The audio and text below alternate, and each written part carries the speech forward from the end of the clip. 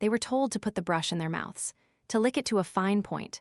Do it to every stroke, every numeral, every dial face. The radium paint had to be precise, and a wet brush held its tip. They did it hundreds of times a day.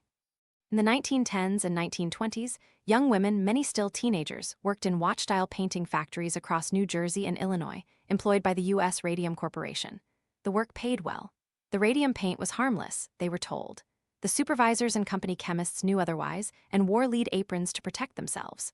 The women got nothing. Some of them painted their nails and teeth with the luminous paint after hours, laughing as they glowed in the dark on the way home. Then they started getting sick. It began with toothaches that became extractions that became open wounds that would not heal. Then jaws that softened, crumbled, had to be surgically removed.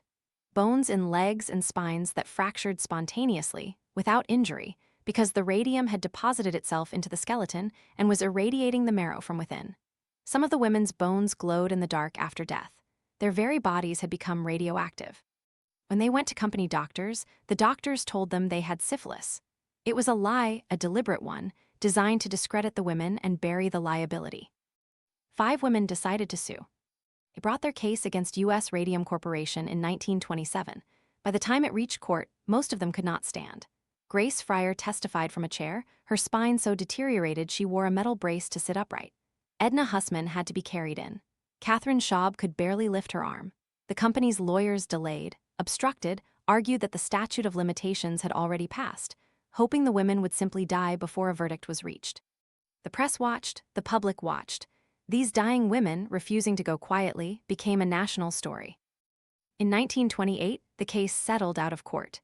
Each woman received $12,000, a small annual payment for the rest of their lives, however long that turned out to be, and coverage of their medical bills.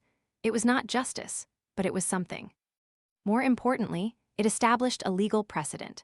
Workers have the right to sue their employers for illnesses caused by workplace conditions. That principle reshaped American labor law. Every occupational health protection that followed, from asbestos regulations to chemical exposure limits, traces part of its lineage to 5 women who couldn't stand up in a courtroom but refused to sit down. Most of them died young. Their bodies continued to emit radiation for decades after burial. A researcher with a Geiger counter could find their graves. The company that poisoned them outlasted most of them. It changed its name, reorganized, moved on. The women couldn't move on, but they made sure the world couldn't look away.